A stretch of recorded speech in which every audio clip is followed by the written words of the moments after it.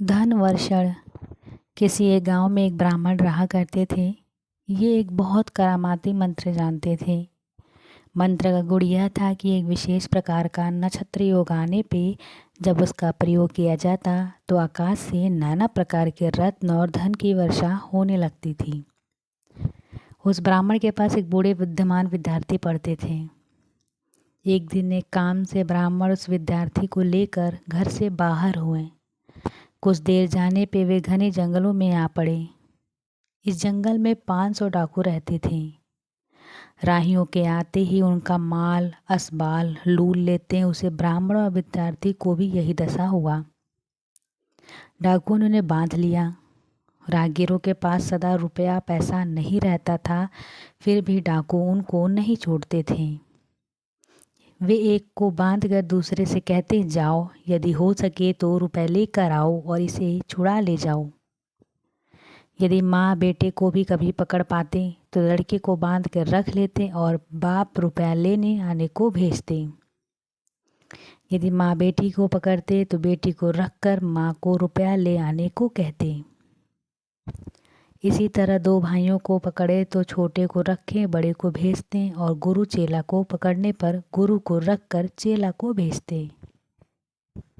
इसी के अनुसार उन्होंने ब्राह्मण को पकड़ रखा और शिष्य को रुपया पैसा लेने के लिए भेज दिया। जाते समय शिष्य ने गुरु को नमस्कार करते हुए कहा, मैं 1-2 दिन के भीतर ही लौटूंगा, आप डरिएगा मत। किंतु एक काम आपको करना होगा। आपको मैं सावधान किए जाता हूँ कि आज धन वर्षण का योग है। ऐसा ना हो कि आप दुख से कातर होकर धन वर्षा करें। यदि करेंगे तो खुद भी मरेंगे और ये 500 डाकू भी मरेंगे। शिष्य ऐसा कह के रुपयों के लिए घर की ओर चले। संध्या के समय पूरब की ओर चांद उगने लगा। ब्राह्मण ने देखा नक्षत्र योग आ रहा है। देखकर उन्होंने सोचा, अच्छा, धन के लिए ही डाकू ने हमको नाना प्रकार के कष्ट दे रहे हैं। यह धन वर्षण का योग तो दिखाई देता है, मैं इतना कष्ट क्यों सहूं? मैं इसी समय मंत्र से बल के धन बरसाकर इन्हें देकर क्यों न चला जाऊं? यह सोचकर क्यों पकड़ा है, कहना व्यर्थ है। उन्हें जवाब दिया, धन के लिए। ब्राह्मण ने कहा, यदि यही बात है तो मेरा बंधन खोल दो, स्नान करने दो, नए वस्त्र पहनने दो, चंदन लगाने दो और फूलों की माला पहनने दो। डाकुओं ने वैसा ही किया। ब्राह्मण ने मंत्र पढ़कर जो ही आकाश की ओर देखा तो ही आकाश से नाना धन रत्नों की छड़ी लग गई। डाकू जिसे जितना हो सके उस धन को लूटकर अपने कपड़ों में बांध के चलते बने। ब्राह्मण भी उनके पीछे पीछे जाने लगा।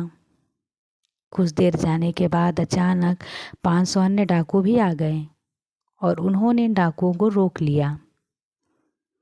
पहले के डाकुओं ने कहा, क्यों हमको रोकते हो? नयों ने जवाब दिया कि धन के लिए।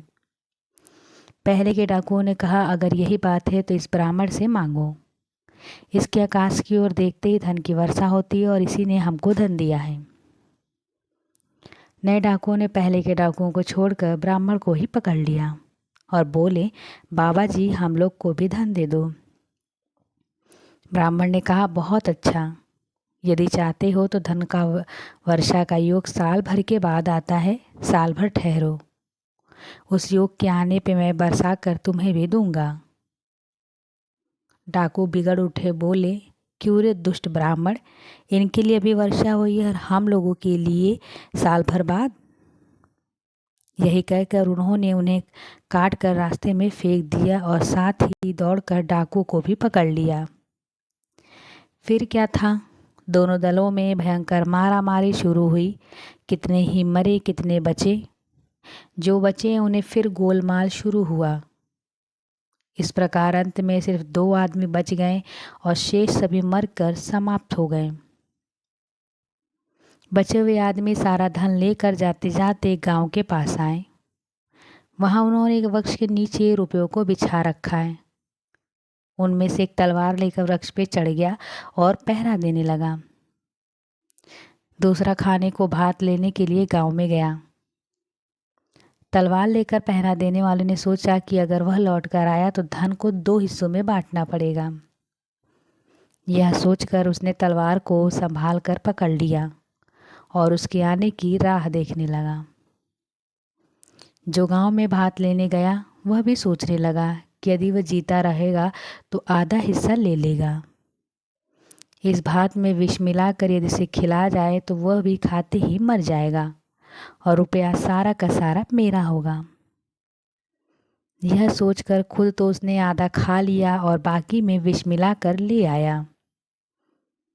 आदमी पहले से ही सज धज कर बैठा था। दूसरे के आते ही तलवार से उसके 2 टुकड़े कर एक गुप्त स्थान में फेंक दिया। फिर खुद भी विषाक्त भात खाकर मर गया। इधर गुरु को छुड़ाने के लिए शिष्य रुपया पैसा लेकर 2 दिन के भीतर ही आ पहुँचे। आकर देखा गुरु वहाँ नहीं है और धन रत्न चारों ओर बिखरा पड़ा है। वे समझ गए कि गुरु ने उनकी बात नहीं सुनी। वे धन वर्षा करके सबके साथ स्वयं भी नष्ट हो गए।